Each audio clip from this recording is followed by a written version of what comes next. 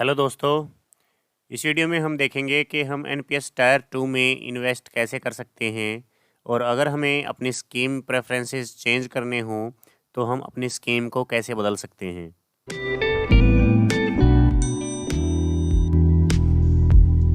सबसे पहले एनपीएस वाली वेबसाइट ओपन करें। ओपन करने के बाद यूज़र आईडी में अपना प्रान नंबर पासवर्ड एंटर करके फिर कैप्चा एंटर करके सबमिट पे क्लिक करें। लॉगिन करने के बाद ये इंटरफेस आता है हमारे सामने।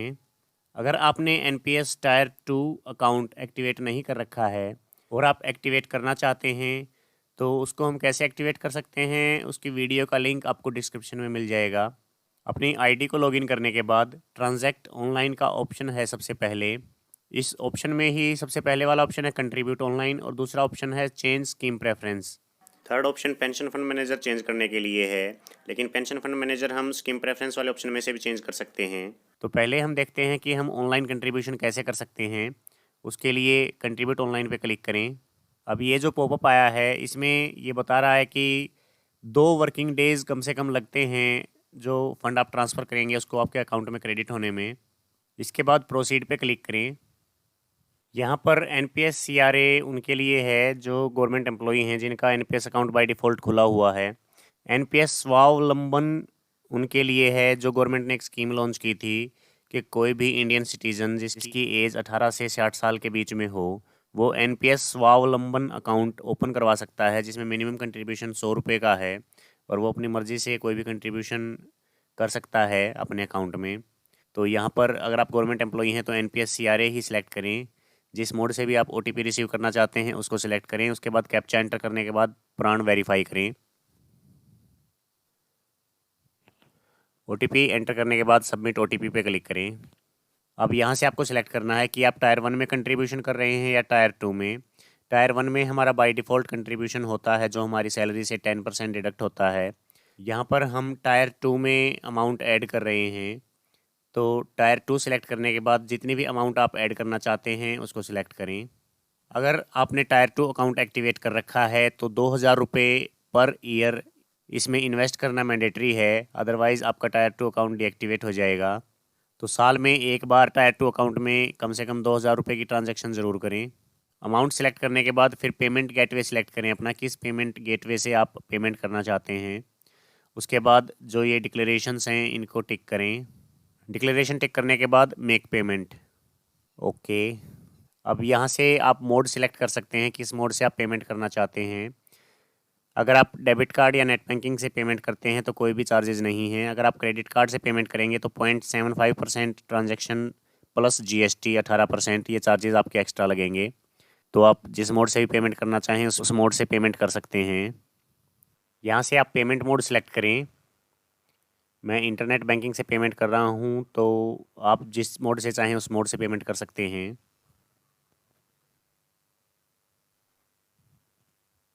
ये आपकी पेमेंट सक्सेसफुल हो जाएगी। उसके बाद आपको ये रिडायरेक्ट कर देगा वापस एनपीएस वाली वेबसाइट पे। आप इस रिसिप्ट को सेव करके रखना चाहें तो सेव भी कर रख सकते हैं। तो ये प्रोसेस था एनपीएस टायर 2 अकाउंट में कंट्रीब्यूशन ऐड करने का।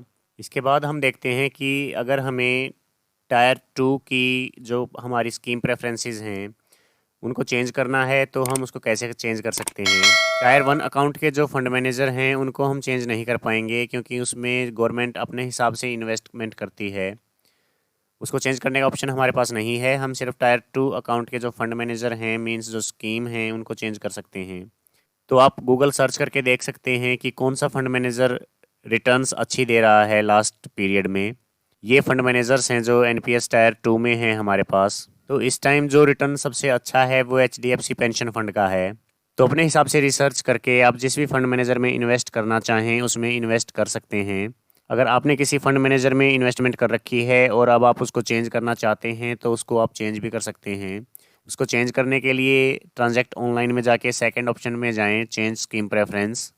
यहाँ पर मैं आपको दोबारा बता दूं कि पेंशन फंड मैनेजर चेंज करने के लिए थर्ड ऑप्शन है चेंज पीएफएम, लेकिन आप सेकंड ऑप्शन से भी स्कीम प्रेफरेंस और फंड मैनेजर दोनों को चेंज कर सकते हैं। टायर 2 में हमारे पास 3 टाइप की स्कीम्स होती हैं, एक्टिव और ऑटो जो आपको स्क्रीन पर दिख रही हैं। इनके अलावा एक कंजर्वेटिव भी होती है। तो इसमें कंजर्वेटिव सबसे ज़्यादा सेफ़ है और एक्टिव में सबसे ज़्यादा रिस्क होता है। इसी हिसाब से रिटर्न्स भी हैं। एक्टिव में सबसे ज़्यादा रिटर्न मिलते हैं और कंजर्वेटिव में सबसे कम रिटर्न मिलते हैं आपकी सेविंग्स पे। यहाँ से अगर आप टायर टाइप सिलेक्ट करेंगे अपना, तो टायर 1 सिलेक्ट करने के बाद अगर आप सबमिट पे क्लिक करेंगे तो ये शो कर देगा schemes can not be changed for this प्राण एंड टायर। जैसा कि मैंने आपको बताया था कि टायर 1 की स्कीम्स आप चेंज नहीं कर सकते। टायर 1 के लिए स्कीम्स बाय डिफ़ॉल्ट सेट कर रखी हैं गवर्नमेंट ने। आप टायर 2 के तहत जो स्कीम्स हैं वो अपने हिसाब से चेंज कर सकते हैं। तो टायर 2 सिलेक्ट करके सबमिट पे क्लिक करें। तो स्कीम प्रेफरेंस अगर आप चेंज करना चाहते हैं तो उसके लिए T+4 डे का टाइम होता है, ये 4 वर्किंग डेज होते हैं। टी का मतलब है यहाँ पर जिस दिन आप रिक्वेस्ट डालते हैं स्कीम प्रेफरेंस चेंज करने की, उस डेट को टी माना जाएगा। उसके अलावा 4 दिन और लगेंगे स्कीम प्रेफरेंस चेंज होने में। तो प्रोसीड पे क्लिक करें। अब यहाँ पर जो स्कीम आपने पहले से सिलेक्ट कर रखी है वो स्कीम टाइप है मॉडरेट ऑटो चॉइस। जो आपका पेंशन फंड मैनेजर है वो है यूटीआई रिटायरमेंट सॉल्यूशंस, और उसमें परसेंटेज, जो ये परसेंटेज है ये स्कीम प्रेफरेंस के हिसाब से अपने आप चेंज हो जाएगी। मॉडरेट ऑटो टाइप को अगर आप चेंज करते हैं तो उसमें परसेंटेज भी चेंज हो जाती है।